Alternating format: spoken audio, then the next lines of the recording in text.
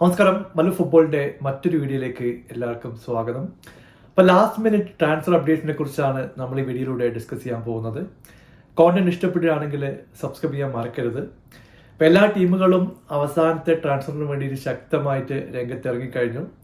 നമുക്ക് ആർസണലിന്റെ ന്യൂസ് തന്നെ സ്റ്റാർട്ട് ചെയ്യാം. അപ്പോൾ വളരെ പ്രതീക്ഷയോടെ ആർസണലിലേക്ക് വന്ന ഗോൾ കീപ്പറായിരുന്നു രാംസ്ഡെയിൽ.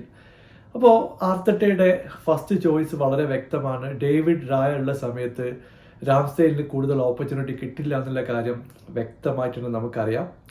ഇപ്പോൾ സൗത്താംപ്ടണിലേക്ക് രാംസ്ഡെയിൽ പോയി എന്നുള്ള വാർത്ത ഒഫീഷ്യലായിട്ട് കൺഫേം ചെയ്തിട്ടുണ്ട്.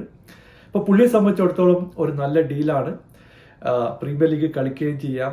കുഴപ്പമില്ലാത്ത ഒരു പാക്കേജും സൗത്താംപ്ടൺ ഓഫർ ചെയ്തിട്ടുണ്ട്. അപ്പോൾ 25 to 30 മില്യൺ ഇടയിലുള്ള ഒരു പാക്കേജാണ് ആർസണൽ അഗ്രി ചെയ്തിട്ടുള്ളത്. മറ്റൊരു ന്യൂസ് നമ്മൾ കേൾക്കുന്നത് മാഞ്ചസ്റ്റർ യുണൈറ്റഡിന്റെ സൈഡിൽ നിന്നാണ്. സ്കോട്ട് മെക്ടോമിനി ഒഫീഷ്യലായിട്ട് നപ്പോളിയിൽ ജോയിൻ ചെയ്തു. 25 മില്യൺ പ്ലസ് ആഡ് ഓൺ ഒരു പാക്കേജിലൂടെയാണ് മെക്ടോമിനി ഇപ്പോൾ നപ്പോളിയിൽ ജോയിൻ ചെയ്തിട്ടുള്ളത്. നമുക്കറിയാം, കഴിഞ്ഞ ഒരു 2-3 വർഷം എടുത്ത് നോക്കിക്കഴിഞ്ഞിട്ടുണ്ടെങ്കിൽ ആ ഒരു മിഡ്ഫീൽഡിൽ ഓൺ ആൻഡ് ഓഫ് ആയിട്ട് സ്കോട്ട് മെക്ടോമിനി കളിച്ചിട്ടുണ്ട്. ചില മത്സരങ്ങളിൽ പുള്ളി ഒരു ഗോൾ സ്കോററായിട്ട് നമ്മൾ കണ്ടിട്ടുണ്ട്. എന്തായാലും ആ ഒരു റോളിലേക്ക് പുതിയ പ്ലേയേഴ്സിനെ ടെനാഗ് കൺസിഡർ ചെയ്തിട്ടുണ്ട് എന്നുള്ള കാര്യം വ്യക്തമാണ്. ചെൽസിയുടെ കാര്യം നമുക്കറിയാം. ചെൽസി ഒരു സ്ട്രൈക്കറെ നോക്കുന്നുണ്ട്, മറ്റൊരു സ്വാപ്പ് ഡീല് നോക്കുന്നുണ്ട്.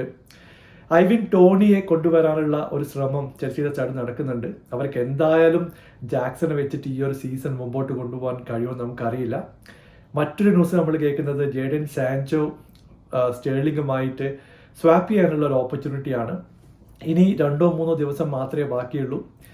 ഈ ഒരു ദിവസത്തിനുള്ളിൽ ഈ ഡീല് പുൾ ഓഫ് ചെയ്യണമെങ്കിൽ രണ്ട് സൈഡിൽ നിന്നും നല്ലൊരു എഫേർട്ട് തന്നെ വേണം. നടക്കില്ല എന്നല്ല, പക്ഷെ ചാൻസ് കുറവാണ് എന്നാണ് എൻ്റെ ഒരു പേഴ്സണൽ അഭിപ്രായം. കാരണം പ്ലേയേഴ്സ് അഗ്രി ചെയ്യണം, ഈ ഏജൻസ് ഡിസ്കസ് ചെയ്ത് ഒരു പ്രത്യേക സ്റ്റാറ്റസ് കൊണ്ടുവരണം, രണ്ട് ക്ലബും ട്രാൻസ്ഫർ ഫീയും മറ്റു കാര്യത്തിലുള്ള അഗ്രിമെന്റ് കൊണ്ടുവരണം. ഇതൊക്കെ ഈ ഒരു 3 ദിവസത്തിൽ നടക്കുമെന്ന് ചോദിച്ചിട്ടുണ്ടെങ്കിൽ നടക്കാൻ സാധ്യതയുണ്ട്, പക്ഷേ ചാൻസ് കുറവാണ്. മറ്റൊരു ന്യൂസ് നമ്മൾ കേൾക്കുന്നത് യുവന്റസും ജേഡൻ സാൻചോയിൽ ഇൻട്രസ്റ്റഡ് ആണ്. ഇപ്പോൾ യുവന്റസ് ഡിസ്കഷൻ നടത്തിക്കൊണ്ടിരിക്കുന്നു എന്നുള്ള വാർത്ത ഫബ്രീസിയോ റൊമാനോ ഒക്കെ ഇപ്പോൾ റിപ്പോർട്ട് ചെയ്യുന്നുണ്ട്. പിന്നീട് നമ്മൾ കേട്ടത് മാഞ്ചസ്റ്റർ യുണൈറ്റഡിൽ തന്നെ സോഫിയൻ അംറാബാത്ത് ചിലപ്പോൾ ഫെനർബാച്ചയിലേക്ക് പോകാനുള്ള ഒരു ന്യൂസ് നമ്മൾ കേട്ടിരുന്നു. പക്ഷേ ലോണിലൂടെ പുറത്തേക്ക് പോകാനുള്ള ഒരു ഓപ്ഷനാണ് ഇപ്പോൾ വെച്ചിട്ടുള്ളത്.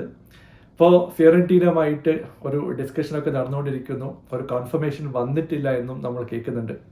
ഇപ്പോൾ സ്പേഴ്സിൽ നിന്നും മനാർ സോളമൻ ഒഫീഷ്യലായിട്ട് ലീഡ്സ് യുണൈറ്റഡിൽ ജോയിൻ ചെയ്തിട്ടുണ്ട്. അതും ഒരു ലോൺ ഡീലാണ്. പുള്ളിക്ക് 2 വർഷത്തെ കോൺട്രാക്റ്റ് കൂടെ ബാക്കിയുണ്ട്. അതുകൊണ്ട് ഈ ലോൺ ഡീലിലൂടെ 1 വർഷം കളിക്കാനുള്ള ഒരു ചാൻസ് പ്രീമിയർ ലീഗിൽ പുള്ളിക്ക് കിട്ടും.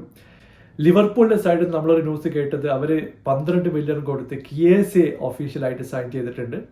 എനിക്ക് തോന്നുന്നു പുള്ളിയുടെ ഒരു പെർഫോമൻസ് ഒക്കെ വെച്ച് നോക്കിക്കഴിഞ്ഞാൽ ഒരു ബാർഗെയിൻ ഡീൽ തന്നെയാണ്. പക്ഷേ ഇഞ്ചുറി വലിയൊരു കൺസേൺ ആണ്. കാരണം സ്ലോട്ടിന്റെ സിസ്റ്റത്തിൽ ഒരു ബാക്കപ്പ് പ്ലെയർ ഒക്കെ ആയിട്ട് കളിക്കാൻ പറ്റിയ ഒരു ഓപ്പർച്യൂണിറ്റി ചിലപ്പോൾ കേസൊക്കെ ലഭിക്കും. ഒരു ഫുൾ സീസൺ പ്രീമിയർ ലീഗിൽ കളിക്കാൻ പറ്റുമോ എന്നുള്ള കാര്യം നമുക്കിപ്പോൾ അറിയില്ല. എന്തായാലും നമുക്ക് പോസിറ്റീവായിട്ട് തന്നെ ഇരിക്കാം. അപ്പോൾ കൂടുതൽ വിവരങ്ങളുമായിട്ട് അടുത്ത വീഡിയോയിൽ കാണാം. Thank you so much for watching. Bye for now.